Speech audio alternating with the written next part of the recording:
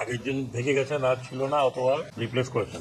এখানে আপনাদের নেতৃত্ব স্ট্যাবলিশ করার জন্য অতি সত্বর নির্বাচনগুলো করবেন। আমরা ইতিমধ্যে একটা জারি করবো চিঠিপত্র যে আপনাদের আমরা নির্বাচিত যারা ট্রেড ইউনিয়নের নেতৃবৃন্দ হবেন তাদের সাথে অতীতে আমরা বসবো এবং আলাপ করবো। আর আমরা কিন্তু এই গণতান্ত্রিক প্রক্রিয়াকেই এগিয়ে নেওয়ার জন্য এই এত কিছু আমাদের ছাত্ররা জীবন দিয়েছে এবং তারা তাদের রক্ত দিয়েছে। এটা এক replacement from one to another জন্য নয়। তো এটা আমি খুব স্ট্রিক্টলি এই কথাটার জন্য বলছি যে প্রতি জায়গায় দেখছি এরকমই।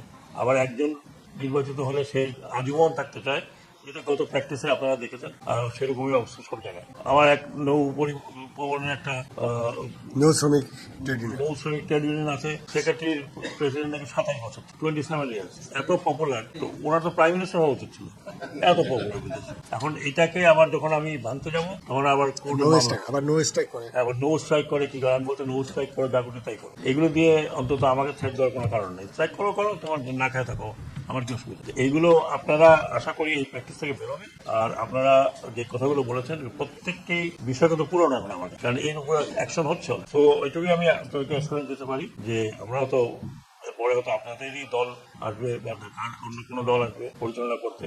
আপনারা আমাকে যে কথাগুলো বলছেন আশা করি তখন বলবেন, এই প্র্যাকটিসগুলো তখন থাকে। কারণ এখানে আমি অলরেডি অনেক চেক ঢাকাতে বিতরণ করেছি, এখানে করছি, আসার পরের থেকে তাই করছি। এবং আমি নিজে ব্যক্তিগতভাবে যেগুলো আমাকে রিকমেন্ডেশন করে পাঠানো সবগুলো দেখি কি কারণে টাকা পয়সা পাচ্ছে। কারণ এটা আপনারা জানবেন যে এই অ্যাকাউন্টটা কিন্তু আমার দ্বারা পরিচালিত হয় না, এটা একটা বোর্ড আছে। এই বোর্ডের সম্মতিক্রমে এই অ্যাকাউন্ট পরিচালিত হয়। আমার ইচ্ছা মতো বললাম একে 10 লাখ দাও, ওকে 5 লাখ দাও, এটা কখনোই হয় না। এই decision is taken by the board. তারপরে মন্ত্রণালয় যেটা করে সেটা অ্যাসেস করে দেখে তার কতখানি কি দরকার এবং লিমিট কতখানি আছে, কতখানি আমরা দিতে পারি। আমি আপনাকে এইটুকু অ্যাসুরেন্স দিই যে এখন যে লেবার মিনিস্ট্রি বা শ্রম মন্ত্রণালয়, এটা কিন্তু আগের সাথে তুলনা করবেন না। আগে কি ফ্যাসিবাদী ছিল না কি ছিল, তারা কি করছে, ওটাকে আমাদের ভুলে যেতে হবে। ওটা বারবার ওই টাইমে লাভ নেই। আগামীতে কি হবে সেটা নিয়ে আমাদের চিন্তা করা উচিত।